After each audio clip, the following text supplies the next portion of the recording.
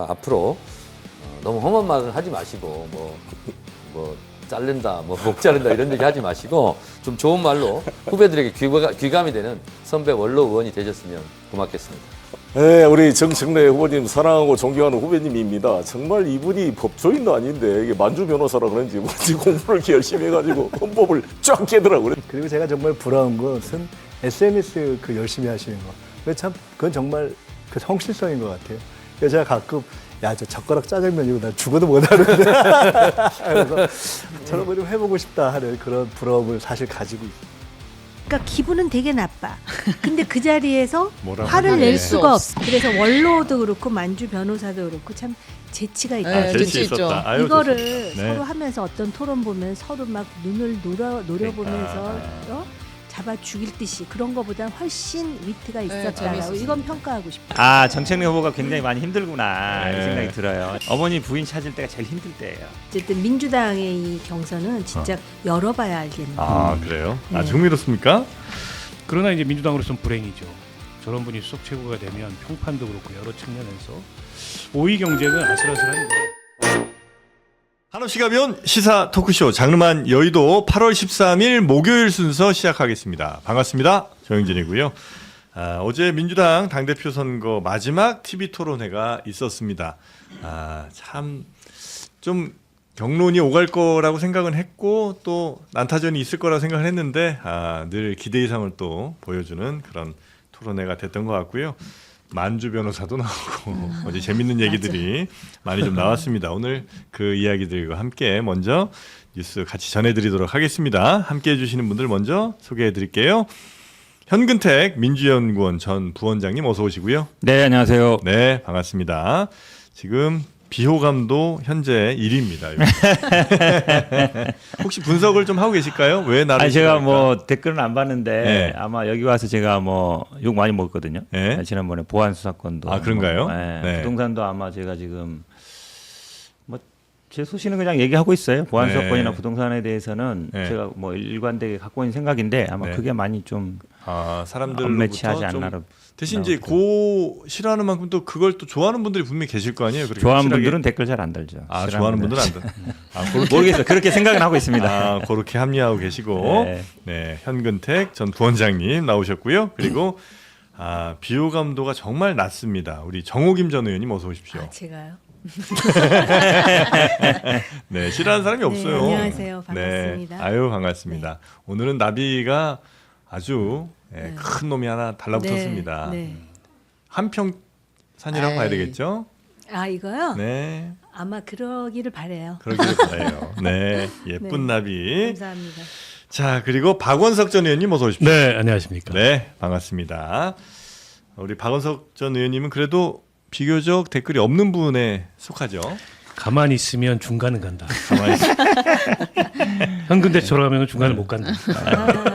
네, 자 박원석 전 의원도 오셨고요.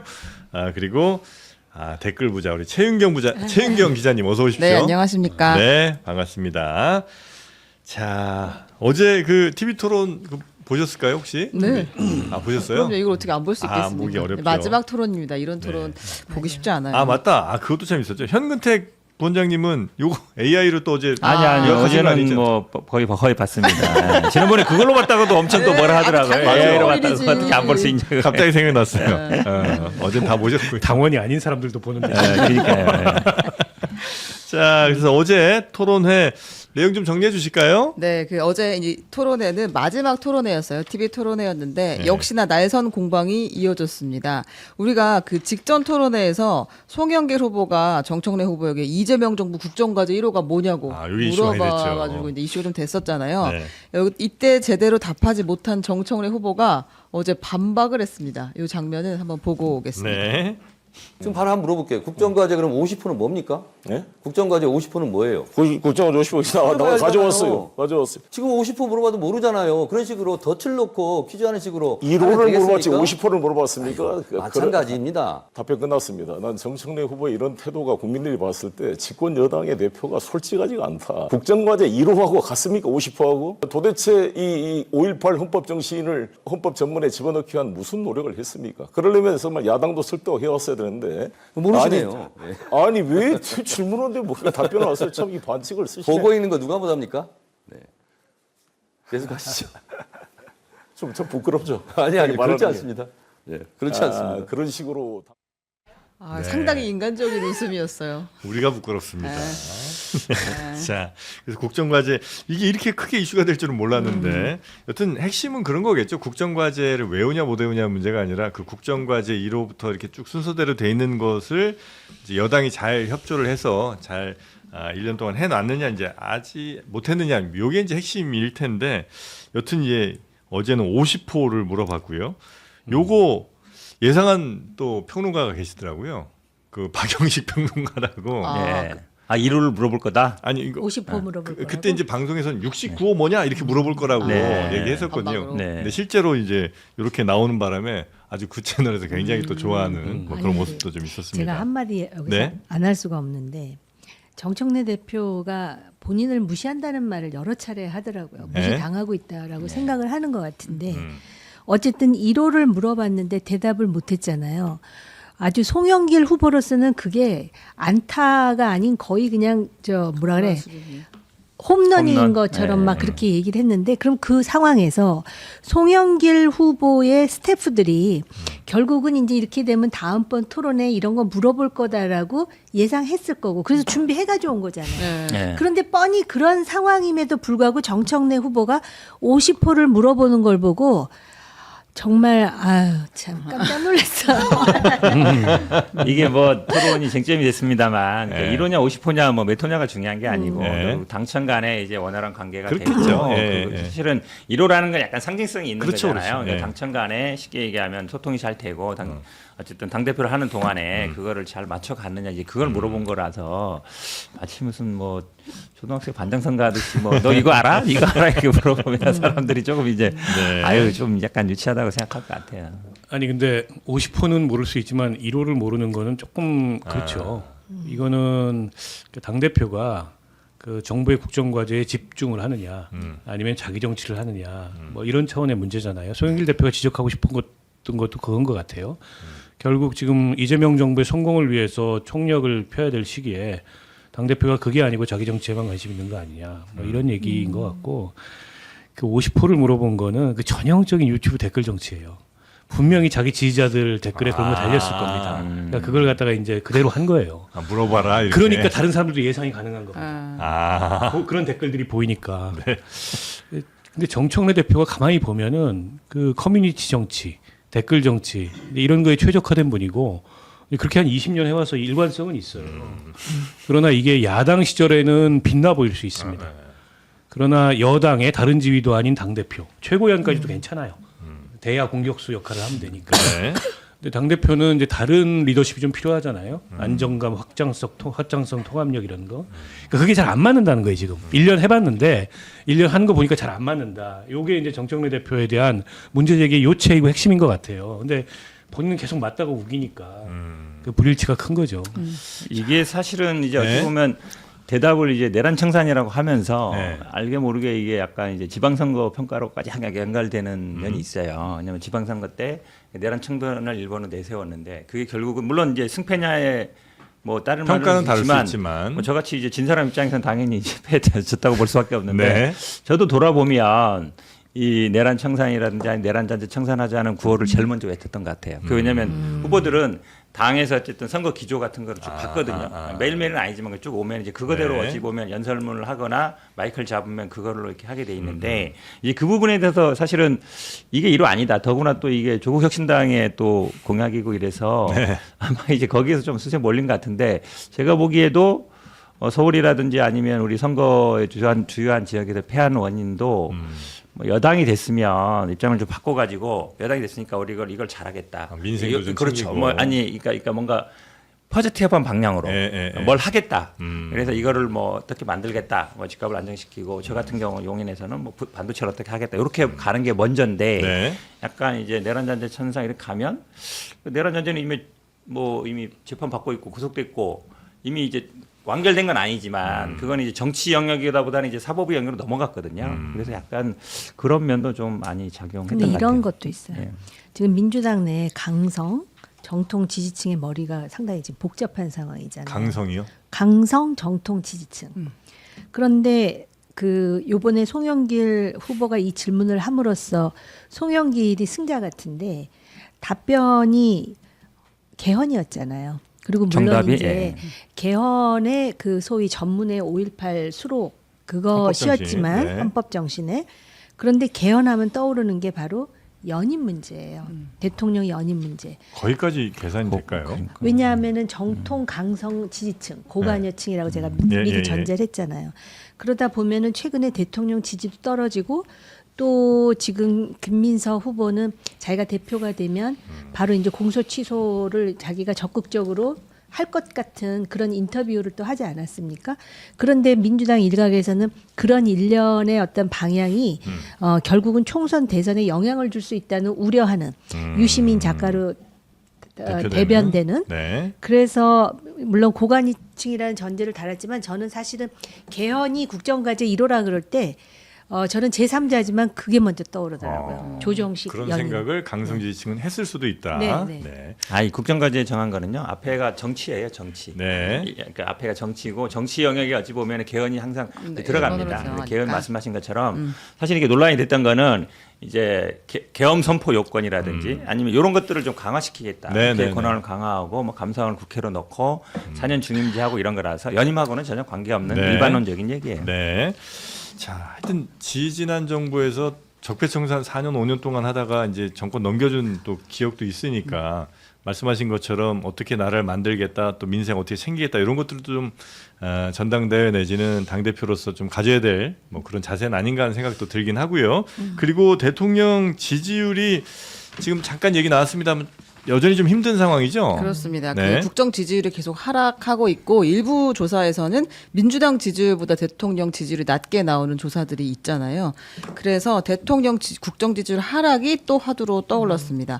후보들이 전부 다 내가 당대표 되면 대통령 지지율을 올릴 거라고 했는데 그 지지율 하락의 원인은 서로 다르게 진단을 했습니다. 네. 김민석, 송영길 후보는 부동산 주식시장 문제 그리고 당정 불협화음 이것이 원인이다라고 이야기를 했는데 정청래 후보는 개혁성이 떨어지면서 그 강성 지지층, 코어층이 이탈한 게 원인이다라고 봤습니다. 개혁이 충분치 못해서 지지율이 떨어지는 것이다. 네.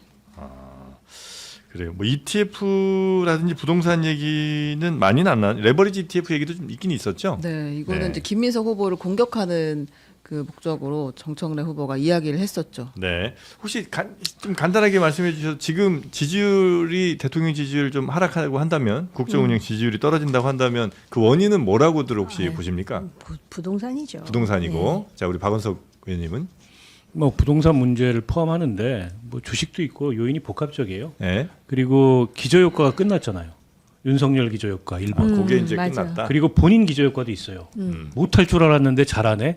근데 이것도 끝났어요. 맞아요. 그러니까 이제부터는 구체적 성과로 증명해야 되는데 딱 타이밍이 온 거예요. 그 시간이 정권이 왔다. 실험대에 오른. 네. 혹시 우리 현근 두 분 대표- 말씀 다 일리 있습니다. 네. 알겠습니다. 사실은 뭐 지지율 우리 맨날 중수청 얘기하잖아요. 음. 중도 수도권 청년 얘기하는데 거기서 다 빠지고 있어요. 네. 거기 사실은 정책적인 것도 있고요. 네. 또 이 여당하고 이제 청와대하고 이게 잘 돼야 되는데 그 네. 부분도 있고 사실 다 뭐 복합돼 있습니다. 그리고 어제 또 재밌는 장면들이 많았죠. 그렇습니다. 저희가 재미있는 것만 뽑았으니까 그냥 보시면 됩니다. 네. 그 당대표가 됐을 때 사회자가 질문해요. 이재명 대통령이 저녁 만찬을 하자라고 하면서 딱 한 명만 동행하라고 하면 누구를 데려갈 것이냐라는 질문이 있었거든요. 요거 어떤 대답이 있었는지 들어보겠습니다. 저는 제 아내를 초청해서 같이 가도록 하겠습니다. 국회의원을 하다 보면 외국 출장을 많이 가는데요. 좋은 호텔에서 잡니다. 근데 한 번도 그런 외국 출장, 공식 출장에 아내랑 동행한 적도 없고 저는 김용 최고위원 후보를 데리고 가고 싶습니다. 그 이유는 정말 한번 데리고 와서 대통령한테 위로 좀 해주시오. 용이 고생했다고 그렇게 한번 해주고 싶은 마음이 굴뚝 같습니다. 정청래 후보랑 같이 가겠습니다. 전당대회 후에 고생도 많이 하셨고 또 우리가 좀 풀어야 되잖아요. 그래서 당이 하나로 돼서 저희들이 잘 이렇게 끌고 나가야 되기 때문에 네. 누구를 데려갈 거냐에서 아내, 그다음에 김용 후보, 그다음에 정청래 후보를 같이 데려가겠다는 그런 답변이 나왔습니다. 아무래도 뭐 여기 큰 의미를 부여하기보다는 김민석 후보는 여튼 당선되면 좀 더 화합을 하겠다 이런 메시지를 준 것 같고요. 송영길 후보는 그 과정에서 많이 좀 불이익을 받았던 사람들을 좀 챙겨주겠다 뭐 이런 메시지 아닌가 싶습니다. 송영길 후보는 5위 경쟁을 의식한 것 같아요. 그래서 김영 후보를 한 번 더 부각시키는 그러면서 이른바 이제 친명계의 큰형 같은 역할을 내가 하겠다 뭐 이런 메시지를 담은 것 같고 김민석 후보는 이제 당대표 다 되신 거죠 벌써. 그래서 상대 후보를 배려하는 이런 모습을 보인 거고 정청래 후보의 답변이 그냥 평이한데 부인 한번 데려가고 싶다. 뭐 인간적으로는 그럴 것 같아요. 네. 근데 그 뒤엔 얘기가 이해가 안 돼요. 국회의원 하면 해외 출장을 많이 가는데 부인을 한 번도 동반한 적이 없다. 부인 동반하는 사람 없어요. 의장은 동반하죠. 아니, 그 의장은 공식 의전상 네. 그 상대국의 또 요청도 있고 이런 경우가 있고 국회의원들이 공무상 출장하는데 부인을 데려간 적이 그래서 논란이 됐던 사람들이 간혹 있어요. 데려가서 논란된 사람. 네. 그렇지. 물론 사비를 부담하더라도 네. 호텔비나 이런 저 항공료나 이런 거 네. 누가 공무상 출장에 부인을 국회의원이 대동합니까? 그래서 저건 본인이 예외적인 게 아니고 대동하는 게 예외적인 거예요. 그래서 그건 조금 좀 이해가 안 갔습니다. 그럼에도 불구하고 그렇게 얘기한 이유가 있겠죠. 뭐예요?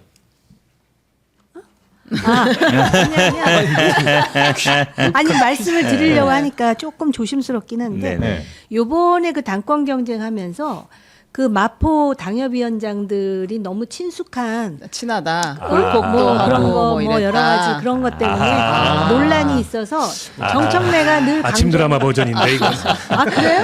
아니 정청래가 늘 강조하는 게 나는 탈당과 이혼은 나의 절대 사전에 안 한다. 없다. 네. 그걸 강조하는 게 탈당 그러면 벌써 생각나는 게 김민석, 네. 그다음에 송영길 아니야. 그거에다 더해서 지금 이런 식으로 나를 무슨 삼류 뭐 황색 저널리즘 그런데 자꾸 이용하는 것 같은데 난 그게 아니야를 보여주고 다시 싶은. 한번 강조하고 보여주기 싶어. 위해서. 국회의원이 누가 부인을 데리고 해외를 순방하는 그렇게까지 해석하는 건 아니 내 좀 아닌 것 생각이에요. 같고요. 내 생각. 그리고 제 생각을 말해볼게요. 제 생각에는 정청래 후보가 굉장히 많이 힘들구나 네. 이 생각이 들어요. 지금 보면은 뭐 페이스북 어머니, 그다음에 부인 참게 정치인들도 이렇게 뭐 선거를 하다 보면 네. 어머니 부인 찾을 때가 제일 힘들 때예요. 그렇지. 그래요? 어머니 네. 아버지 찾았고 이제 어머니 부인까지 찾고 나왔네. 아니 그래서 부인까지 나오니까. 추미애 지사가 또 되게 힘든 상황인 것 같고 네, 네, 네. 아마 송영길 의원은 말씀처럼 뭐 오이 대통령도 있지만 이게 동병상련이 있어요. 네. 두분 다.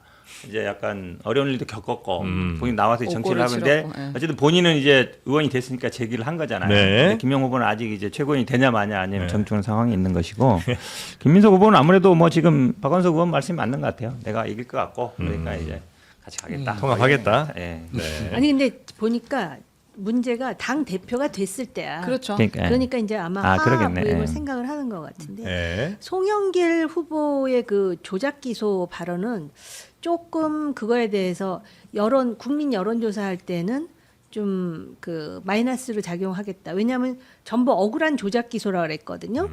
그랬는데 김용 후보 같은 경우는 지금 대법원 판단만 남은 상태 아닙니까? 네. 그렇죠. 근데 이제 이렇게 되면은 마치 또 이제 검찰 개혁, 보안 수사권 뭉뚱그려 갖고 다 잘한 것이다 정당화가 될 수 있는데 과연 국민 여론조사 하긴 뭐 그렇게 따지면 정청래 후보도 거기서부터 뭐 좀 나을 수 있는 환경은 아니겠지만 네. 그런 측면이 있다라고 생각이 들어요. 단지 이제 김용 그랬을 때 아까 말씀하셨듯이 5위는 반드시 해야 된다라는 것하고 대통령을 꽤나 의식하고 있나 이런 개인적인 느낌이 있어요. 네. 김용 얘기 하셨으니까 저도 한마디 해야 되는데 저도 왜냐하면 그 뭐 검찰 수사 받을 때 같이 받았으니까 이게 애초에 시작은 대선 자금으로 시작한 거예요. 예. 뭐 매덕 받았느니 근데 나중에 대선 자금 다 사라졌어요. 기소된 게 하나도 없어요. 대선 자금 썼다는 게 하나도 없거든요. 그 다음에 사실은 그 결국은 이제 구글 그 위치 추적한 게 이제 나중에 2심에서 나왔는데 인정을 안 해줬는데 그래서 어렵지는 않거든요. 그냥 감정도 다 했고 이게 중간에 변경되느냐 조작했느냐만 확인되면 되는 거예요. 근데 2심 재판의 핵심적인 거는 유동규나 이런 사람 말은 믿을 수 있는데 구글 위치 추적한 그거는 믿을 수 없다고 했어요. 결론이었거든요. 그럼 대법원에서 그 판단을 해주면 돼요. 사람 말을 믿을 건지 아니면 구글 위치 그 연동 시스템을 믿을 건지. 이 주장은 이제 돈을 주고받았다고 하는 장소. 그 장소와 그렇죠. 알리바이 시간에 때문에. 김용은 거기 없었다 구글 지도를 그렇죠. 보면 이제 그 네. 얘기를 하시는 근데 거죠. 그거를 사실은 어찌 보면 지금 거의 2년째 판단 안 하고 있는 거예요. 그러니까 어려운 판단이 아니거든요. 네. 중간에 누가 개입됐거나 조작했거나 이것만 아니면 근데 기계적인 거 우리 전자적인 거에 대해서 사실은 거의 믿지. 왜냐면 수사할 때도 그 위치 추적부터 해고 들어가거든요. 그렇죠. 네. 그러면 그거를 만약에 법원에서 안 믿는다 그러면 경찰 검찰에서 위치 추적한 게 다 못 믿는다는 얘기예요. 근데 그거 판단을 안 해주는 게 저는 대법원이 정치를 하고 있다. 아 그래요? 엇갈린 짝대기 하나만 얘기해도 네? 돼요? 네. 김용 후보한테도 이 질문이 들어갔대요. 예. 만약에 대통령이 이제 초청한다면 누구랑 가겠냐? 그랬더니 송영길 후보가 그렇게 얘기해줘서 감사하지만 저는 아내와 가겠습니다. 아 그래요? 네. 충분히 이해해요. 네. 굉장히 뭐 아내가 고생을 더 많이 고생 했으니까. 많이 다시 진솔하게 들립니다. 예, 그랬다고. 자 그리고 서로에 대한 덕담하는 시간도 있었습니다. 예, 요거는 아주 아름다운 장면인데요. 그냥 네. 한번 보겠습니다. 네. 자, 앞으로 너무 험한 말을 하지 마시고 뭐 자른다, 뭐 목 자른다 이런 얘기 하지 마시고 좀 좋은 말로 후배들에게 귀감이 되는 선배 원로 의원이 되셨으면 고맙겠습니다. 네, 우리 정청래 후보님 사랑하고 존경하는 후배님입니다. 정말 이분이 법조인도 아닌데 이게 만주 변호사라 그런지 뭔지 공부를 이렇게 열심히 해가지고 헌법을 쫙 깨더라고요. 그리고 제가 정말 부러운 것은 SNS 그 열심히 하시는 거. 그건 정말 그 성실성인 것 같아요. 그래서 제가 가끔 야, 저 젓가락 짜장면이고 나 죽어도 못 하는데. 그래서 저런 거 좀 해보고 싶다 하는 그런 부러움을 사실 가지고 있어요. 네. 덕담은 덕담인데 아유 아주 뼈들이 그냥 있네요. 네. 아슬아슬합니다. 네. 공중에서 확 돌려치는 것 같잖아요. 원로 의원 원로. 되시라. 만주 변호사의 뒷방으로 짜장면까지. 가시란 얘기고 예. 만주 변호사는 듣기에 따라서는 뭣도 모르면서 이런 얘기를 듣잖아요. 게다가 이제 김민석 후보는 정청래 후보의 뭐 순발력을 칭찬을 했는데 그러면서 SNS 너무하는 거 아니야? 뭐 이런 얘기를 들렸고 이 짜장면 들어 올리는 것까지 손으로 네. 막 보여주잖아요. 아 이런 건 죽어도 못 하겠던데 넌 잘하더라. 김민석 후보의 불굴의 의지 18년 동안 그 야외를 당밖을 떠돌면서 그거는 이제 탈당 경력을 다시 부각시키는 그래서 곱게는 안 한다 덕담도. 근데 이제 그 김민석 후보 이제 끝까지 들어보면 약간 뭐랄까 이게 그래도 포장을 조금 더 하는 게 대통령도 그렇게 SNS 열심히 하시는데 그런 얘기도 하거든요. 그러니까 만약에 순수하게 계속 까고 싶었던 건 아닌 것 같기는 하고 뭐 일종의 모르죠 대통령을 깐 건지도. 아이 설마. 아, 거기까지 또 뭐.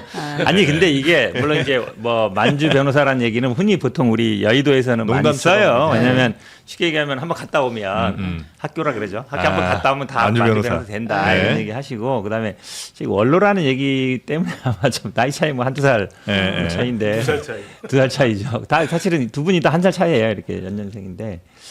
그냥 원로라고 해서 뭐 물러나라고 했다 이 정도까지는 아닌 것 같은데 원로라고 하면 이제 집에 가라는 얘기잖아요. 그러니까 듣는 사람 좀 기분 나쁘죠. 고문이나 원로 얘기는 네. 그래서 아직 현역인데 네.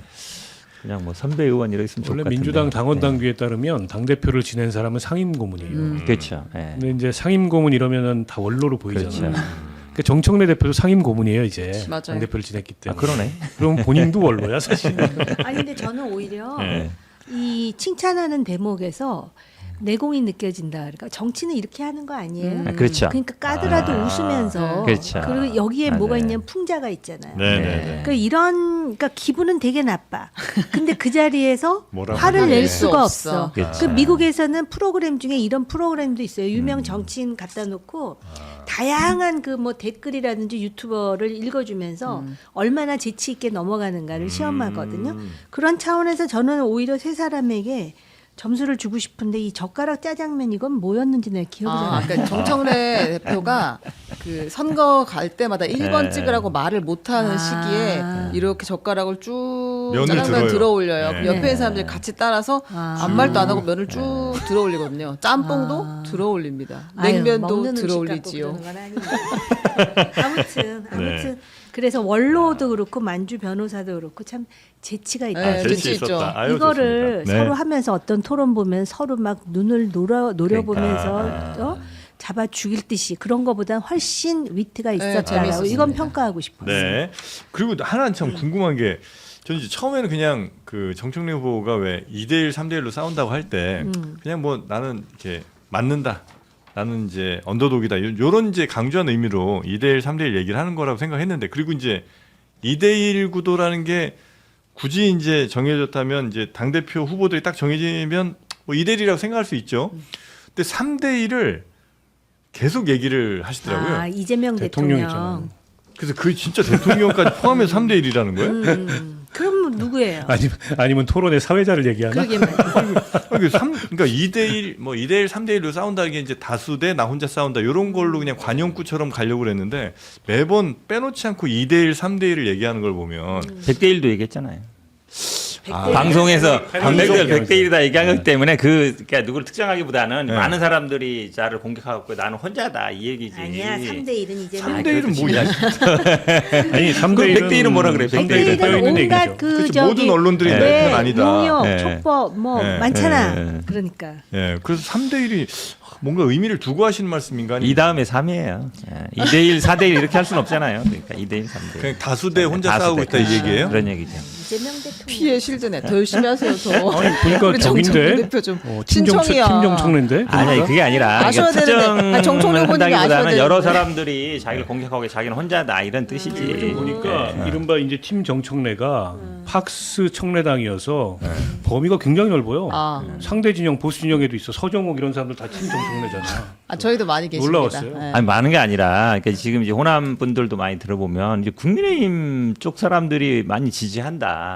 그 이유가 있을 거 아니에요. 그럴 이유가. 왜냐면 패널들뿐만 아니라 실제로 또 사석에도 만나봐도 정청래 되는 게 좋죠. 뭐 이런 얘기 하는 사람도 많아요. 아, 그쪽 사람들이. 국민의힘 아니 그러니까요. 그러니까 호남이나 이제 민주당 지지자들 보기에는 왜 저러지? 당연히 그렇게 판단을 생각을 하지 아, 않을 근데 수 나는 없죠. 우리 현 대변인 저렇게 말씀하시는 것도 난 용기라고 생각해. 자기 왜요? 자기 생각을 그냥 욕을 먹거나 말거나. 어? 아니 그게 무슨 여기에 내 평소의 생각인데. 아니 지금 욕이 나온다며. 네, 그 계속 제가- 나옵니다. 여기에? 그러니까 네. 굉장히 그 자기 생각을 어쨌든 난 지난번에 어디서 느꼈냐면 부동산 문제 용인. 예. 그거 사실 당론이라든지 그 방향하고는 배치되지만 맞죠. 이게 현실입니다를 말할 수 있는 나는 정치인들은 좀 그래야 된다고 아, 봐. 용기 있다. 근데 당분간 먹겠다. 그래서 아직 뭐 아직 저 진입을 못 하고 있잖아요. 아싸고. 우리 현 변호사 예전에 시민운동할 때부터 잘 알아요. 네. 근데 아니 뭐 바른 소리 잘하죠. 네. 근데 이제 저희끼리는 그런 얘기합니다. 애가 그래서 눈치- 아직 애가 눈치는 눈치가 좀 없어. 아, 그래서 아직 진입을 못 하고 있어요. 아니 그래서 모난돌이 정 맞는다 그러는데 그런 태도가 필요해. 근데 그걸 바꾸면 안 돼. 그냥 일관성 있게 쭉 나가다 아 제가 보면은 옛날에 한 5년 전에 나온 방송 봐도 똑같아요. 그래야 그때나 돼. 지금이나. 요런 게 이제 2대 1입니다. 아 그래요? 아니 그게 사실은 제가 부동산이랑 뭐 보안 사건 얘기인데 제가 5년 전에 한 얘기나 지금 얘기나 똑같아요. 두 가지 주제는 똑같아요. 근데 정치는 아니 저는 기본적으로 그렇게 생각하거든요. 네. 근데 나- 보안 수사건은 폐지 쪽이었죠. 아, 무조건 네, 폐지죠. 폐지였어요. 일괄됐어요 한 번도. 네. 네. 그게 안 맞아. 그러니까 부동산에서는 거의 탄광의 카나리아 수준이에요 지금. 아. 탄광의 정부의, 카나리아. 경고음을 야, 계속 혼자 아름다운 올리고 뜻이냐. 있습니다. 5년 전에 방송 봐요. 그때 똑같이 얘기. 5년 동안 이랬던 거야? 아니. 그런 게 아니라 그때도 평생을 아니, 눈치 요즘에 없이 살았어. 문재인 정부 때도 제가 방송 나가서 몹시 막 욕 많이 먹었는데 아니 그때도 똑같이 얘기했거든요. 아니 왜 세금으로 이거를 하려 그러냐. 차라리 뭐 전월세 대책하고 공급 대책을 먼저 하고 그 다음에 세금 얘기하지. 그때 똑같거든요. 세금 얘기 먼저 하고 나중에 부랴부랴 뭐 공급 정책하고 전월세 대책 나오면 아무도 안 쳐다봐요. 아무도 관심도 없어. 그리고 이미 평가는 끝나버렸어. 네. 그거를 똑같이 하고 있는 게 참 오케이. 저는 대통령이 그에 대해서 이야기했습니다. 뭐요? 이거는 개편 아니다. 얼마든지 바꿀 수 아. 있으니까 의견을 달라. 근데 바꾼다고 하면 바꿔서 뭐라고 하고 안 바꾼다고 하면 안 바꾼다고 뭐라고 하고 어쩌라고 그러는 거냐고 네. 이야기했습니다. 아. 자, 지금 여론조사 몇 개만 좀 보고 넘어갈까요? 아, 네, 그 오늘 나온 여론조사인데요. 이거 뉴스토마토 여론조사. 뉴스토마토가 미디어 토마토에 의뢰해서 여론조사를 한 건가요? 네. 하고 보면 정청래 후보가 민주당 차기 당대표 1순위 정청래 43, 김민석 29 이렇게 나오고요. 네. 민주당 지지층과 무당층을 상대로 물어봤을 때는 김민석 41, 정청래 39 이렇게 나왔습니다. 네. 호남 유권자를 대상으로 민주당 지지층과 무당층 물어봤을 때는 김민석이 44.1, 정청래가 39 이렇게 나왔다고 하고요. 서울의 거봐, 민주당 지지층과 무당층을 물어봤을 때는 정청래 45.9, 김민석 36.3으로 차이가 상당히 컸습니다. 네. 그 호남에서는 김민석, 그다음에 수도권에서는 정청래. 정청래. 아, 이렇게 이제 좀 더 유불리가 나뉜다. 이건 모르겠다. 네? 모르겠어요. 결과를 결과는 모르겠어요? 모르는 거죠. 이 그 남이라는 표현은 뭐하지만 어쨌든 민주당의 이 경선은 진짜 열어봐야 알겠네. 아, 그래요? 아, 네. 흥미롭습니까? 자, 흥미롭습니다. 그리고 네, 최고위원들은 어떻게 나옵니까? 네, 최고위원은 그 민주당 최고위원 후보 선호도 조사 결과 최민희 13, 박선원 10.8, 이성윤 10.2, 서미화 9.1, 김용 6.7 이렇게 나왔고요. 네. 민주당 지지층을 상대로 물어봤을 때는 최민희 18.8, 박선원 16.7, 서미화 15, 이성윤 12.6, 김용 11.9 이렇게 나왔습니다. 이성윤하고 한민수가 바뀌는 이유는 뭐예요? 그거는 정확히 모르겠는데. 그거는 제가 말씀드리면요. 네. 사실은 이제 전체는 이제 국민의힘 지지자들 들어가는 거예요. 그렇죠. 예, 그러다 보니까 아까 말씀처럼 이제 국민의힘 분들은 아무래도 정청래 쪽을 많이 응원하는 것 아니야, 같고. 민주당 지지층 보세요. 그러니까 민주당 지지층에서는 지금 좀 다르잖아요. 뭐가 달라? 이성윤이 솔직히 다르잖아요. 이성윤 이성윤이 후보가 더 많이 나오고 12.6이에요. 있는데요. 아니, 한민수 5.4고. 아니 그러니까 지금 이게 전체하고 네. 지금 그러니까. 아까 민주당 지지자 다른 걸 얘기하신 거잖아요. 아니 봐. 다 민주당 이성윤 지지층. 후보가 많이 올라갔는데요. 아마 네. 이제 분석을 해본다고 하면 네. 지금 이제 한민수 후보가 앞에서 잘 나왔잖아요. 네. 그러니까 이제 이성윤을 올리자 이제 이런 전략이 내부에선 좀 교차. 있는 거. 여론조사에서 아니 그게 이제 3명 다 그 최고위원회 입성시키자. 집어넣으려면 예. 그러니까 상대적으로 지금 이성윤 후보가 5위 경쟁 아슬아슬하게 하고 있으니까 네. 그쪽으로 표를 좀 집중해 주자 뭐 이런 심리의 반영인 것 같은데 네. 막상 투표에서 그렇게 나올지는 잘 모르겠어요. 봐야 되고. 그러니까 지금 두 가지잖아요. 최고위원 경쟁은 수석 최고가 누가 되느냐, 5위권 안에 누가 들어가느냐. 그러니까 최민희 후보가 과연 이대로 수석 최고위원이 될 거냐. 최근 들어 여러 논란이 많았는데. 근데 뭐 극단적인 예측은 아예 5위 밖으로 미끄러질 거다. 근데 저는 그럴 리는 없다고 보고 저는 수석 최고도 할 것 같아요. 왜냐하면 최민희 이 후보가 개파 간의 갈등이라는 게 적대적이에요. 그래서 최민희 후보에 대해서 여러 가지 격렬한 비판과 비난이 있는 반면에 결집도 있어요. 이게 동시에 나타나거든요. 네. 흔히 말해서 뭐 빠도 까도 다 흥분한다라는 건데 그렇게 되면은 유지하죠. 그러니까 득표력이 약간 처지더라도 70%가 싫어하고 30%가 좋아해도 열성적으로 좋아하면 이 사람이 1등할 수도 있는 결집되니까. 거죠. 네. 게다가 저쪽 그 친청계 지지자들의 투표 방침이 한 표는 무조건 최민희에게요. 그리고 다른 한 표는 두 최고위원한테 분산하는 거여서 그게 유지되는 한 될 가능성이 높다고 보고요. 그러나 이제 민주당으로서는 불행이죠. 저런 분이 수석 최고가 되면 평판도 그렇고 여러 측면에서 5위 경쟁은 아슬아슬한데 근데 결국 호남과 수도권에 그 누가 어떻게 득표하느냐 이 관건일 것 같은데 저는 김용 후보의 가능성을 조금 더 높게 봐요. 워낙 수도권에서 지난 지방선거 때 본인이 후보도 아닌데 본인 재보궐 나가려다가 미끄러지고 나서 뭐 모든 후보의 개소식을 다니더라고요. 그래서 사전에 뭘 많이 깔아놨다. 그래서 호남에서는 이성윤 후보가 본인 지역구도 있어서 조금 앞서더라도 네. 수도권에서 김용 후보가 많이 앞설 거여서 김용 후보 가능성을 조금 더 높게 봅니다. 알겠습니다.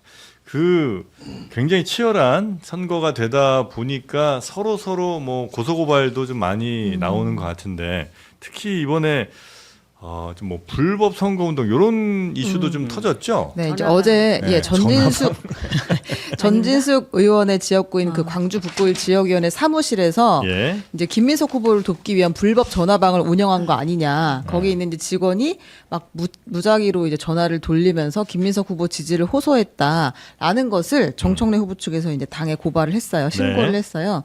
근데 이제 당에서는 당선거관리위원회가 요 의혹을 기각을 했습니다. 불법 전화방이라고 볼 수는 없다고 판단을 한 것 같고요. 그러니까 이제 불법 전화방이 되려면 이제 별도의 사무실에 회선 전화회선 깔고 그다음에 이제 돈 받으면서 아르바이트하는 이런 분들이 이제 전화 돌리면 그건 이제 불법이고 그냥 자발적으로 자기 휴대폰으로 이렇게 뭐 돈 안 받고 누구 좀 지지해 주세요 이렇게 하는 건 불법이 아닌 거죠?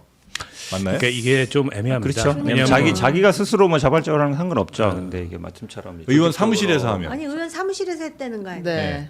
지역 사무실에서 아니 그러니까 발언은 보니까 이제 지역 사무실입니다라고 말은 했다라고는 하는데 네. 사실은 뭐 자기가 스스로 그냥 뭐 지지해달라 네. 말하는 거는 사실은 어떤 선거에도 문제는 없어요. 아니, 근데 이런 게 있어요. 저는 뭐 이제 객관적으로 말씀을 드리는 건데 알바생들을 동원했겠다라는 개인적 추정은 있지만 내가 물증은 없으니까. 그런데 어쨌든 그 지역 사무실에서 했든 안 했든 간에 유권자의 연락처를 안다는 거잖아요. 그걸 어떻게 알아요? 그냥 지지자면 그 사람을 지지하기 때문에 그 사람의 연락처는 알 수 있을지 모르지만 네. 권리당원의 연락처를 아니까 전화를 했을 거 아니야. 당원 명부가 있죠. 그러니까 당원 명부가 있다라는 거는 그건 자발적으로 우러나서 한다라고 하기에는 무리가 있지. 근데 지인이었던 것 같아요. 그 전화를 받고 건 사람 간의 관계가 드러났는데, 근데 그게 지인이 아니고서 그런 정도의 대화를 어딘데? 뭐 여기 아니야, 어딘데? 지인이 아니야. 그 내용도 다 나왔어요. 저도 봤어요. 혹시 알바하세요? 거기 지역 사무실이에요? 뭐 이러면서 하는 거 봐서는 그런가요? 예, 그랬어요. 그게 이제 이른바 다른 쪽에서는 또 공작이다. 왜냐하면 전화 한번 갔는데 맞아. 그 편집을 했다 그러지 전화를 또. 다시 이제 역으로 전화를 걸어서 당신 지금 하고 있는 거 불법이다. 뭐 지금 그런 알바비 얘기도 받고 있지. 이거 뭐 내일 모레까지 해. 요거 모레까지 해. 꼭 돈 받아. 뭐 이런 식으로 이제 대화를 근데 하거든요. 그때 또 이게 모레까지 한다 그러더라고요. 공직선거하고 당직선거 좀 다르잖아요. 네. 다르죠. 근데 이게 당직선거이기 때문에 공직선거의 룰이 그대로 적용되기가 좀 어렵고 네. 이를테면 저도 당대표 선거 출마해 봤는데 네. 제 선거운동원들이 다 전화해요. 전화하죠. 명부 가지고. 맞아요. 근데 그 일환으로 보면 네. 그게 설령 지역 의원의 사무실이었다 한들 그게 어마어마한 불법성이 있는 걸까요? 제가 보기엔 전화방이라는 건 너무 과장된 표현이고 네. 그건 진짜 회선 차려놓고 그 선거 때 무작위로 막 그래가지고 돌리는 식이죠. 예. 공직 저 총선 때 그거 해서 걸리는 의원들이 있잖아요. 근데 그건 아닌 것 같은데. 요새는 그렇게 회선 차려놓고 안 하지. 핸드폰이 있는데 뭐하러 그렇게 해. 핸드폰 여러 개 갖다 놓고 하면 되는 거지. 아니 근데 이거를 이제 당내 선관위에서만 신고하면 모르겠는데 이제 경찰서까지 고발을 하면 결국은 이제 수사로 들어가는 거니까 네. 사실은 당내 선거를 당내 선관위에 제보하는 데서 끝내는 건 어느 정도 조절이 되는데 이걸 이제 경찰서까지 가게 되면 이게 수사를 받아야 해야 되잖아요. 그럼 말씀하신 지금 의혹들 뭐 개인정보가 누출됐느냐 아니면 뭐 비용을 지급했느냐 이런 걸로 이제 수사가 들어가는 거잖아요. 이거는 전당대회 끝나도 없어지는 게 아니거든요. 뭐 취하하고 이럴 수도 있지만 그래서 좀 경찰서까지 가는 건 제가 보기에 좀 많이. 지금 네. 여기서 쟁점은 당 내부에서 쟁점은 뭐냐면 그 이 전화를 역으로 해서 확인한 사람 있잖아요. 뭐 선거 사무원한테 뭐 돈 꼭 받으세요. 뭐 이거 이 물어본 사람이 이제 이진년 씨라는 거예요. 이낙연계에 있던 맞아, 또그 이름이 나오자마자 항상 이제 문제가 되는 사람이었었는데 네. 결국에 이 공작 정치를 해왔던 이진영 같은 사람이 또 정청래 캠프에서 이러고 있는 거 아니야? 라고 이제 김민석 캠프에서는 역공을 하고 있는 그런 상황이고 공작 정치 해본 사람이 또 공작 정치가 아니거든. 자, 그리고 이제 대리 투표 의혹도 나왔습니다. 네, 그 이제 정청래 후보의 지지자가 호남의 전통시장 같은 데서 상인들을 직접 붙들고 대리 투표를 했다. 그러니까 이제 권리당원의 휴대전화를 받아가지고 좀 잘 안 보이시고 투표가 좀 어떻게 하는 건지 어렵잖아요 하면서 이제 같이 옆에서 있으면서 투표를 도와주는 형식으로 대리 투표를 했다라는 의혹이 이제 이거 나왔습니다. 누르시면 돼요. 네, 이렇게. 이렇게 하시면 돼요. 이렇게. 네. 요거는 이건 뭐 찍었다까지는 아닌 것 같고요. 아마 이제 기본적으로 카톡 투표를 이틀을 하고 안 오면은 이제 AR에서 전화를 하게 돼 있는데 아마 카톡으로 이제 투표를 안 해보신 분들 좀 어르신들이나 이런 분들한테 이제 네. 이렇게 하는 겁니다. 로그인해서 들어가고 이래야 되니까 로그인 안 해도 카톡으로 오는데 무조건 그렇게 한 것 같은데. 선생님 말을 좀 정확하게 해주세요. 예, 아니 그런데 사실 이거를 대신해서 찍었다는 얘기는 예를 들어 그 누르는 거를 네. 예를 들어서 당대표랑 최고위원을 선택하는 거를 눌렀으면 그거는 대리 투표가 되는 거잖아요. 예. 근데 이제 거기에 접근하는 방법을 이제 좀 안내를 했다. 안내해줬다 정도면은 제가 보기에 대리 투표까지는 아닐 것 같아요. 그래요? 그렇죠. 아니, 왜냐면 그 선택을 하면 안 되잖아요. 선택은 그건 본인이 자기가 하게 되는 하고 거니까. 이제 들어가는 예. 것까지만 도와줬다고 하면 찍는 걸 보거나 이런 건 안 되는 거죠. 누굴 되죠. 찍었는지를 안 본다거나 되죠. 이건 당연히 안 될 비밀 것 투표이기 같고. 때문에 안 비밀 되는데 투표니까 네. 뭐 거기까지 한 건지 잘 모르겠고 그냥 신경전이에요 전부. 선거 끝나면 다 없어질 얘기들이. 큰 의미 되지 않겠습니다. 아니, 그랬으면 좋겠어요. 네. 예. 자, 그리고 간만에 국민의힘 한번 이야기도 한번 가볼까요? 해볼까요? 네. 국민의힘 장동혁 대표가 당원 뜻을 내세우면서 당협위원장들 대대적으로 물갈이하겠다라고 이야기했어요. 이제 당에 이재명 정부랑 맞서 싸우는 사람이 너무 없다. 거의 지금 혼자 싸우고 있다고 생각하는 것 같은데. 그래서 2028년 총선을 앞두고 인적 쇄신이 필요하다라고 이야기를 했습니다. 그리고 안철수 의원도 나섰는데요. 친한계가 당에서 사라져야 한다는 취지의 주장을 했어요. 한번 들어보겠습니다. 네. 당원들께서 원하는 것은 국민의힘이 좀 제대로 싸우라는 것일 겁니다. 당원들이 원하는 당협위원장, 당원들이 함께 싸울 수 있는 그런 당협위원장을 임명하겠다는 것입니다. 복당 운동권을 근절해야 합니다. 당 밖의 특정인에게 봉사하고 이를 위해 레커지를 하며 당을 분열시키는 사람들은 국민의힘에서 사라져야 합니다. 네. 안철수 의원이 뭔가 좀 준비를 하는 건가요? 이 노선을 좀 결정했다고 봐야 되겠죠? 네. 뭐 많은 분들이 이제 장동혁 대표 체제에서 뭔가 바라는 게 있지 않느냐 원하는 네. 게 그거는 뭐 정치인들이 원하는 거 딱 하나예요. 공천입니까? 공천. 네. 어떤 공천이에요? 어떤 뭐 선거에? 서울시장이나 아니면 이런 걸 염두에 두고 있지 않냐라고 내년에 대부분 서울시장 선거 있을 만약에 것 같다? 열린다 그러면 네. 그거 아니면 이해가 잘 안 가요. 왜냐하면 당 대표 도전할 거라면은 장동혁하고 맞서야 되거든요. 어차피 이분 또 연임할 수 있는 거니까. 근데 그러면은 가까운 시간에 있을 수 있는 분이 가능성 있는 게 이제 서울시장인데 이분이 또 경기도에 지역구를 두고 있어서 네. 서울시장에 나갈 수 있느냐 이 문제가 있기 때문에 네. 당 대표가 안 돼 경기도 분이 왜 나와 이래 버리면 못 나가는 거거든요. 아하. 그러니까 아마 그 두 가지 결국은 자기도 좀 서울시장에 관심이 있다라는 걸 표현하는 게 아닌가 아니면 이해가 잘 안 가요. 아니, 갑자기 근데 태도를 전환하는 것 같아가지고. 이렇게 지금 다들 얘기해. 서울시장 나가려고 지금 저렇게 완전히 지금 스탠스를 바꿨다. 네. 근데 정치인이란 제가 그때도 말씀드린 후흑이라 그러잖아요. 한국 정치. 그러니까 자기가 어떤 의도를 가진지를 보여주는 건 하수예요. 근데 모든 사람들이 서울시장 나가려고 공천 받으려고 저런다. 그럼 만약 그게 사실이라면 속을 다 들여다보인 거죠. 네. 그러니까 이건 중진 정치인으로서의 어떤 그 역량에도 안 맞는 것이다라고 생각하고 지금 막 말씀을 하시는데 당권파들도 안철수 의원을 서울시장 후보로 보내는데 관심이 있다는 거예요. 되면 좋고 안 돼도 원래부터 우리 파는 아니었고 그런데다가 사실은 지난 지방선거에도 안철수 얘기를 당권파 중심으로 했다라는 소문을 제가 들었거든요. 그렇죠. 근데 이제 안철수가 만약에 서울시장이 진짜 그 보궐선거의 대상이 돼가지고 나간다 그러면은 그 지역이 자리가 비잖아. 네. 그럼 거기 들어갈 사람이 이미 정해져 있다니까. 김민수. 그러니까 지금 그런 포석을 다 깔면서 지금 이걸 하는 건가라고 우리는 네. 상상할 수 있다는 거죠. 그 당시에도 그 얘기가 있었어요. 네, 그때부터 나갔던 얘기. 근데 그때 못 갔잖아. 그래갖고 또 그렇죠. 같이 미국 가면서 또 부산 가고. 얘기가 나왔는데 맞아요. 그것도 잘 안 분당이니까 됐잖아. 지역구가. 수성 얘기도 나왔나?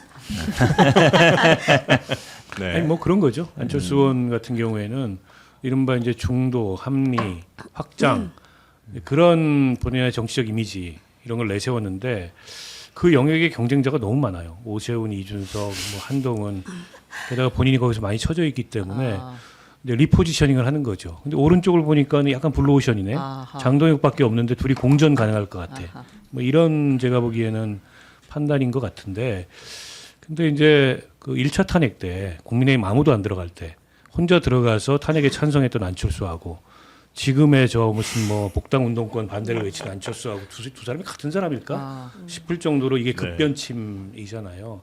그러니까 예전에 안철수는 이미 없는 거예요. 물론 그 중간에 새정치 얘기하던 안철수와 지금의 안철수 사이에 많은 일들이 있었죠. 극중주의 안철수도 그때마다 최악의 선택들을 저는 그분이 내려왔다고 보는데 이제 마지막 최악의 선택을 하는 게 아닌가 싶고요. 마지막 최악의 아니, 선택. 극강의 실용주의자 아니에요? 근데 자리를 저런 그러니까 당내만 보면 이를테면 강성 지지층의 지지를 등에 업고 서울시장 후보 경쟁에서 한번 나서보겠다. 근데 본선 생각을 하면 그런 어떤 그 안으로 쪼그라드는 그런 포지셔닝을 통해 서울시장 될 수 있습니까?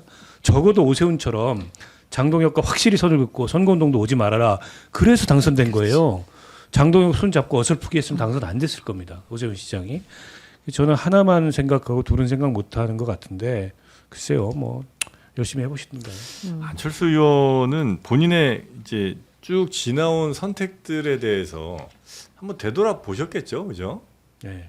그러면- 뒤를 잘 안 보는 것 같아요. 앞만 보는 것 같아요. 아 그런가? 그러니까 늘 과거는 빨리 잊고 일단은 새로운 생존 본능은 강하신 것 같아요. 계속 살아남으셨으니까. 맞아요. 네, 생존 본능 어쩌- 했는데 이제 그 더 어느덧 큰 사선. 예를 들어서 진짜. 뭐 당 대표를 하거나 아니면은 무슨 뭐 광역 단체장을 하거나 네. 대권 후보가 되거나 거기는 항상 안 돼 왔잖아요. 본인 혼자는 어떻게 생존해 왔지만 네. 그러면 지금도 저는 생존 본능이라고 봐요. 그러니까 여기서 계속 있어서 내가 뭐 광역 서울시장이나 경기도지사나 아니면 당 대표나 뭐 대권 후보나 이게 돼야 되는데 그럴 가능성이 본인 스스로 잘 없어 보이니까 어쨌든 좀 살아남기 위한 시도로 보이는데 네. 본인 혼자는 사는데 살 수 있을 것 같아요. 막 서울에 시장 나왔다 안 되면 또 서울의 지역구 뭐 네. 강남에 받거나 하면 되는데 그걸로 계속해서 뭘 또 하실란가. 안철수 의원 참 신기한 게 매번 이제 사선이라고 하셨는데 매번 초선 같은 느낌이 좀 있어요. 매번 그게 칭찬이 아니라니까 지금. 지금 칭찬하는 거 칭찬 아니에요? 아니죠. 아니 설마 그러니까. 칭찬으로 들으셨어요? 설마 칭찬으로 아니 그러니까 들으셨어요? 이분이 그게 뛰어나. 네. 이제 얼굴을 돌려가기. 수수한 표정으로 하면서 아. 사람을 그냥 뒷발질을 해. 그래서 그래서 이게 선글라스 끼고 있는 거예요. 선글라스. 아무것도 모르는 표정으로 돌려가게 하고 막. 매번 볼 때마다 그러니까 신선하다. 대한민국의 현재 정치인들 중에 네. 특히 현역 의원들 중에 대선을 가장 많이 출마한 분이 안철수 의원이었어요. 아, 제가 그런가? MB 당내- 아마타입니까? 당내 그것도 경선까지 했었잖아요. 포함해서 아, 맞아요. 2012년 이후로 계속 출마했어요. 그러네요. 네. 아, 맞네요. 근데 철수도 진짜 많이 하지 자세히 않았어요? 보면 맞아요. 이분이 뒤에 있는 백그라운드 정당 이름이 맨날 바뀌어요. 바뀌어요. 예. 한 번도 똑같은 맨날 당으로 바뀌잖아요. 출마한 적이 기자회견 할 때 없어요. 보세요. 맨날 정당 그래서 이름이 신선한가? 바뀌잖아요. 그러니까 항상 그래서 신선하지. 항상 조선 같은 게 그 당에서 처음이에요. 아, 그럴 수도 있겠네요. 진짜 그 당에서 에버그린 그러니까 정치. 그 당에서 두세 번 그렇게 하는데 상록수 정치. 그러니까 이게 사람이 이제 미국에 이민을 가잖아요. 네. 그 이민을 가면은 내가 이제 짐을 다 싸들고 미국 가서 살겠다고 이민을 네, 갔어. 네. 근데 공항에 누가 마중을 나오느냐에 따라 자기 직업이 결정되는 거야. 아. 친척이 세탁소를 하면 이제 세탁소부터 그렇죠, 시작하는 그렇죠, 거고, 그렇죠. 야채 가게를 하면 그렇죠. 또는 무슨 이제 방모가지 방산업을 치는 하면 데가 방산업부터 아. 시작하고 이렇게 되는데 내가 이제 안철수 얘기를 하려고 그러는 거야. 처음에 사실은 서울시장을 하려고 그랬다고. 맨 처음에. 그렇지, 근데 그렇죠. 박원순이 나타나고 당신은 대권에 도전해야 될 사람이 이러니까 거기서 그냥 목표가 정해진 거예요. 아, 대권으로. 대권. 그래서 지금 끊임없이 도전을 하는데 아. 그러다 보니까 항상 나는 특출나, 나는 알랩, 나는 의사도 했었고 기업도 했었고 사람들이 그때만 하더라도 안철수 그러면은 현상이죠. 무조건 그렇죠. 환영하는 그런 시기가 있었어요. 근데 그 점수를 본인 스스로가 지금 깎아먹고 계시는데 네. 제가 볼 때는 이제 이렇게 되면은 너무 이념의 스펙트럼이 지금 저 중간 좌에서 완전히 지금 극우와 손을 잡는 형태가 됐기 때문에 예. 저는 이제 거의 정치 생명으로 볼 때는 오래 남지 않은 것 같다는 개인적인 생각이 있어요. 네. 제 생각이 다 맞는 건 물론 그럼요, 아니겠지만. 그럼요. 네. 틀린 경우가 더 많고요. 네네. 상관없어요. 알겠습니다. 네. 자, 그리고요. 하나만 전달드리면 이재명 대통령이 국회 후반기 원구성을 위해서 새로운 국회의장단을 선출했던 지난 6월에 주호영, 박덕흠 전 국회 부의장과 함께 골프 회동을 했다는 보도가 있었습니다. 청와대에서 확인해주진 않았지만 골프 회동은 한 것 같고요. 아, 그래도 김태호 의원하고 네, 김태호 의원하고도 골프 회동을 네. 했습니다. 그 네. 이름을 밝히지 않은 모 의원 누구라고 중진 듣긴 의원. 했는데 네. 야당과 끊임없이 하여튼 네, 뭐 뭔가를 있었고 시도하시네요. 아니 저 네. 자체는 저는 뭐 좋다고 생각해요. 그러니까 대통령이 여야 막론하고 국회하고 함께 일을 하겠다는 이제 그런 제스처를 취하는 거는 그 대한민국 대통령제에서 드물었던 장면이고 이재명 대통령이 그걸 한다는 건 좋은 것 같은데 근데 야당 의원들 같은 경우에 굳이 치고도 안 쳤다 혹은 안 친 척 뭐 이렇게 눈치 보고 그러니까 이게 여전히 진영 간의 이 대결이 적대적이다 보니까 아니 야당 의원도 솔직히 대통령하고 한 골프 치면 한 3시간 걸리잖아요. 네. 그동안에 그 얘기를 할 수 있다는 건 흔한 기회가 아니에요. 그럼요. 제가 야당 의원이면 하고 싶을 것 같아. 누구든 간에. 근데 굳이 그걸 갖다가 뭐 내부 눈치 보면서 치고도 안 쳤다 이럴 필요가 있나. 그리고 대통령께서도 뭐 골고루 저는 뭐 장동혁 대표도 불러서 치시고 네. 하면 좋을 것 같아요. 그러니까 골프도 치고요. 또 사실은 이제 우리 미국 드라마 이런 거 보면 대통령이 뭐 야당 의원들 수시로 그러니까, 만나기도 하고 그럼. 뭐 당대표도 만나고 맞아. 네. 불러서 하잖아요. 그러니까 여야 무슨 영수회담이니 하느니 마느니 이런 거 하지 말고 수시로 만나면 사실은 그 회담이 아무 뉴스가 안 되거든요.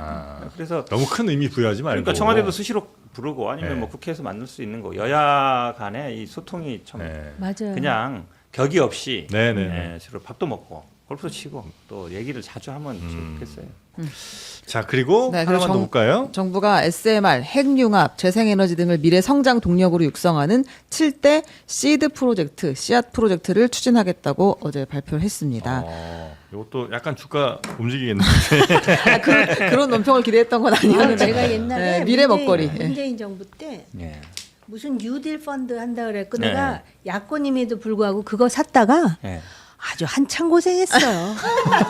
그때 대통령도 샀는데 그런데 네. 그게 완전히 그냥 막 쭉쭉 내려가가지고 내가 그래서 지금 다음부터는 나온 빨리 뭐 치고 빠지셨어야 되는. 그럴 SMR이나 상황도 뭐 아니었어요. 재생이나 양자나 우주항공 첨단바이오 첨단 이거는요 네. 이미 다 몇 년 전부터 골랐습니다. 나온 네. 얘기라서 새로운 건 없어요. 근데 테마로 이게 갈아서 집중한다는 SMR은요, 얘기입니다. 제가 원자력을 공부해 본 사람이라서 아는데 네. SMR 얘기가 나온 게 2008년 이전부터였어요. 그리고 그 당시에는 부시 행정부가 2000 몇 년에 들어섰어. 그러면서 무슨 원자력 르네상스 얘기하고 할 때 이 SMR이 나왔는데 전 세계에 6가지 모델이 있는데 네. 어느 것이라도 먼저 상용화가 되면은 그게 지금 히트를 칠 텐데 아직까지 제가 상용화됐다는 소리를 못 들었어요. 상용 안 안 됐죠. 아까 네. 뭐 핵추진 잠수함 얘기도 하시는데 이 소형 원자로를 만든다는 게 그렇게 간단한 일이 아니라 그러더라고요. 이거 소형 원자로를 왜 만들려고 그러냐면은 이 원자로는 사용 후 해결료를 재처리할 필요가 없다는 거거든요. 그래서 안전하고 사이즈가 작고 그래서 전 세계 어디든지 필요할 때 지을 수가 있다 해서 하는 건데 그렇게 간단치 않아요. 아니 전 세계 어디서도 아직 상용화된 게 그러니까요. 없다는 건 당장 그게 실제 어떻게 보면 상용화돼서 경제 현장에 적용될 가능성이 아직은 좀 시간이 필요하다는 거고. 핵융합도 마찬가지고. 그러니까 지금 나온 그 무슨 7대 그거 예전부터 좀 맞아요. 미래 먹거리로 지난 정부도 뭐 다 얘기해왔던 반대. 네. 너무 이게 이제 반도체와 AI에 우리가 집중돼 있잖아요. 그렇다 보니까는 조금 이제 밸런스를 갖추겠다, 확대하겠다 이런 것 같은데, 근데 당장에 뭐 그렇게 현실성이 있는 게 얼마나 있을까? 물론 저는 재생에너지 같은 경우에 워낙 우리가 발전 비중이 낮아요. 그래서 재생에너지 발전 비중을 높여야 되고 다른 그러니까 중국이라든지 아니면 OECD 평균으로 봤을 때도 많이 끌어올려야 되고. 그리고 화력 발전 같은 경우에는 이제 사실 사양 산업이잖아요. 없애야 되는 게 맞고 그러면 그 공백을 원자력 아니면은 재생에너지로 채워야 되는데 재생에너지 비중이 낮아서 끌어올려야 되는 건 맞는데 실제 정부가 얼마나 거기에 과감한 투자를 하려는지는 모르겠어요. 지켜봐야죠. 이게 핵심이 결국은 이제 에너지잖아요.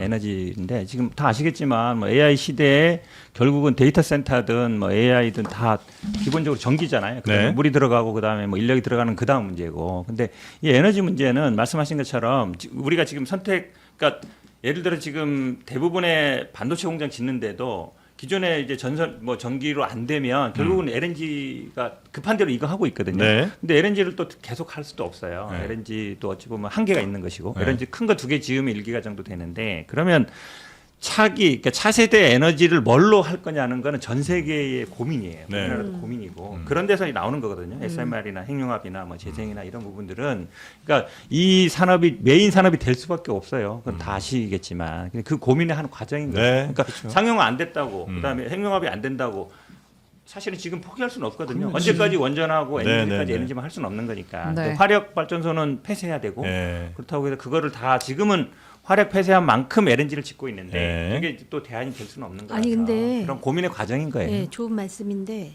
그런 생각을 했으면 문재인 정부 때 탈원전 같은 거 해서는 안 되는 거였어요.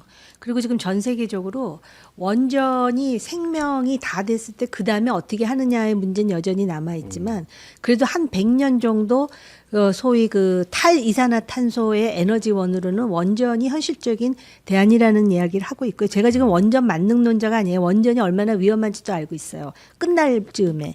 근데 이제 재생에너지, 대체에너지 우리나라 이제 환경론자를 중심으로 해서 굉장히 여기에 대해서 희망을 많이 가지고 있는데요.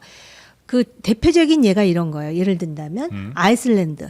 땅이 늘 끓어. 지열이. 그럼 이 지열 발전소를 해도 이거 영구적이라고 할 수가 있어요. 스페인 가보면은 왜 더울 때는 여름에는 검은 암막을 쳐도 햇볕이 들어오는 정도. 이럴 때는 이제 태양광 에너지. 그 다음에 뭐 네덜란드 풍력 에너지. 또 미국 같은 데 보면 대평원에 옥수수가 좀 많이 자라요. 그러니까 네. 옥수수 가지고 에너지원 쓰잖아요. 바이오디젤 같은. 그런 정도가 돼야 재생에너지, 대체에너지 얘기가 되는데 우리나라는 보세요. 그렇게 덥다가 입추진하니까 이렇게 시원할 수가 없어. 그러니까 우리나라 이게 사계절이 이 아름다운 계절에는 재생에너지, 대체에너지를 효율이 좀 한다라는 건 떨어지죠. 정치인의 이상일 수는 있지만 네. 현실적으로 생각해 보자는 거예요. 근데 우리 지금 원자력 강국이에요. 그러면은 과도기 동안에는 이렇게 당장 광주에 반도체 클러스터 만들려면 영광 갖고 안 되는 거 아시잖아. 해야 된다니까. 아니 그러니까 기본적인 가지. 시각은 그러니까 네. 이재명 정부 들어와서도 원전은 기존에 사실은 추가하겠다는 거예요. 기존 중단뿐만 아니라 예. 추가해야 된다. 근데 재생에너지 부분은 뭐 우리 뭐 아리백 논쟁 여기서 할 필요는 없겠지만 예. 그건 또 아리백. 포기할 수 없는 영역이에요. 예. 그러니까 같이 가는데 저도 알죠. 대부분 재생에너지만으로 반도체 공장 0.001초라도 중단 안 되고 안정적인 전기를 공급해야 되는 거 안 되는 거 다 알아요. 네네네. 근데 그게 사실은 또 어쨌든 무역 장벽이 있는 거기 때문에 네. 해야 되는 것이라서 제가 보기에 상충되지는 않는다. 원전 가는 것과 네. 재생에너지 가는 게 그러니까 제로섬 게임은 아니다. 함께 갈 수 그건 있다. 그래요. 함께 갈 수 그건 있다. 그래요. 아니, 몇 하는 가지 말이에요. 오해가 있는데요. 네. 문재인 정부 때 그 탈원전 목표가 2080년이었습니다. 사실상 목표라고도 할 수 없었고 원자력 발전 비중이 높아졌어요. 낮아진 게 아니고 네. 전체 발전에서. 근데 그걸 이제 보수 진영에서 부풀리는 겁니다. 탈원전 때문에 뭐 망했다는 식으로. 방향 정책 기조 정도를 이렇게 정한 거죠? 그냥 네. 방향만 있어 슬로건이었을 예, 뿐이지 예, 실제 내용은 허구적이었어요. 네. 탈원전 하지 않았다는 네. 거고요. 그리고 재생에너지와 이른바 화석에너지 간의 비용 있잖아요. 그린 패러티라 그래서 이게 이제 역전됐습니다. 재생에너지 비용이 더 싸요. 이제는 때문에 재생에너지가 돈이 많이 든다 이것도 허구고 그리고 우리가 가진 이제 자원 그게 바람이든 태양이든 그게 적합하지 않다 그렇지 않습니다. 그 자원에 비해서 우리 지금 재생에너지 발전 비중이 너무 낮아요. 그걸 활용을 못 하고 있던 거고 투자를 안 하고 있는 거고 자꾸 손쉬운 쪽으로만 눈을 돌리는 거고요. 그러니까 에너지 믹스가 필요하다는 걸 인정해요. 원자력도 과도적으로 할 필요가 있다는 건데 저는 대한민국에 원전 마피아들이 있다고 생각해요. 네. 이걸로 먹고 사는 거대한 생태계가 있고 그쪽에서 끊임없이 이 이데올로기를 주입하는 것도 사실이기 때문에 근데 그분들한테 재처리 어떻게 할 거냐 사용 해결료 이 문제 어떻게 할 거냐 그럼 답이 없어요. 그럼 뭐 그거 어디다 갖다 둡니까? 네. 북한에 갖다 둡니까? 그러니까 그런 문제에 답이 없으면서 원자력 발전만 외치는 것도 제가 네. 보기에는 앞으로 시대적 추세에 맞지 나 않는다. 거기에 대해서 1분만 얘기할게요. 네. 원전 마피아라 그러지만 그들 극소수예요. 그리고 솔직히 그 원전하는 과학자들이 굉장한 민족주의자라는 걸 제가 알아요. 결국은 진짜 석유 한 방울도 안 나오는 데서 이렇게 전기를 풍요하게 쓸 수 있는 나라가 세계 몇 나라나 되는지. 미국의 프리웨이 가보세요. 저녁에 시꺼매서 가기도 힘들어요. 근데 우리 다 켜져 있잖아요. 이걸 너무 자연스럽게 생각하는데 실제로 그러면 이 사람들이 손 놓고 있느냐? 그거 아니에요. 재처리를 못하게 하니까 재처리 원래 소위 그 뭡니까 NPT상 우리가 가질 수 있는 권리예요. 근데 미국 때문에 못하고 있거든요. 그러니까 이제 재활용을 하겠다라고 막 연구를 해요.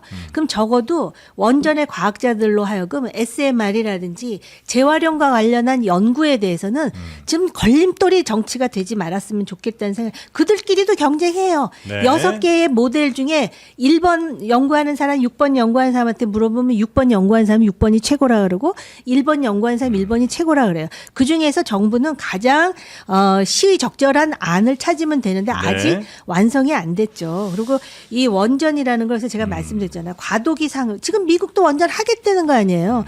1978년 이래로 원전 하나도 안 짓다가 지금 와서 하겠다 그러는데 하려면 우리의 도움이 절실해. 왜? 기술자들 다 돌아가셨어요. 연로하셔가지고.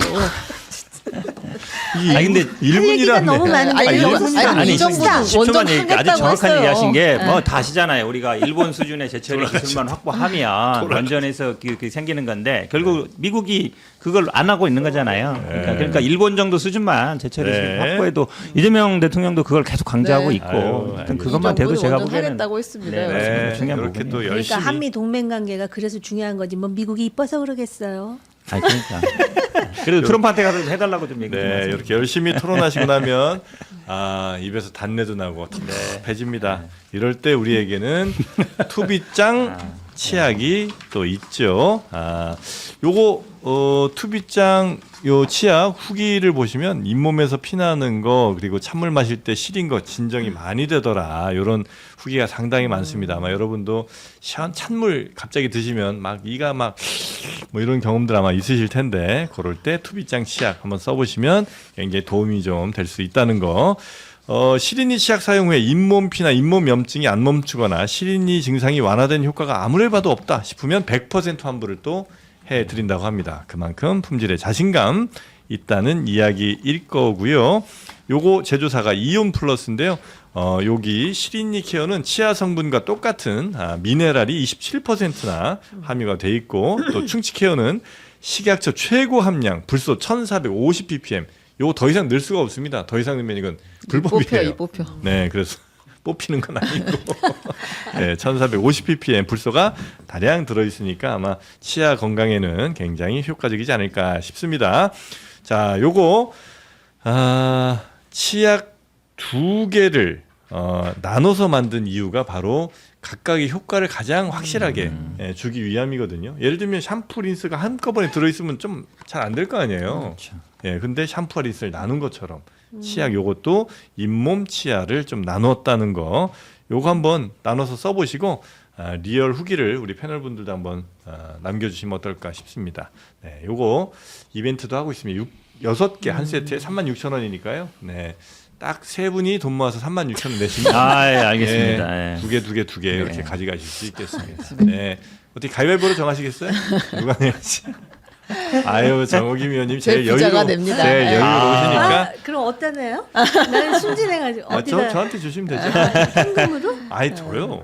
네, 카카오톡으로 보내시면 되죠. 네. 받아 안 받아요? 계좌번호 보내. 네. 알겠습니다. 자, 그러면 우리 정호김 의원님 덕분에 두 분도 한번 써보시고 다음 주에 한번 이거 가져가도 되는 거야? 네, 후기 남겨주시기 바랍니다. 네. 세 분 대단히 감사하고요. 잠시 후에 저희는 지지난주 저희가 크게 한번 감동받았던 기도바를 받았죠. 네, 영롱한 시간이 아이고, 우리도 좀 있었습니다. 기도 좀 아, 하고. 오셨어요? 네, 오셨죠. 네. 와야 되는데. 네, 장투교 최병욱 전도사님 오늘 나오시거든요. 빈센트 알상무 같이 함께 할 테니까 여러분 함께 해주시기 바랍니다. 세 분 대단히 고맙습니다. 고맙습니다.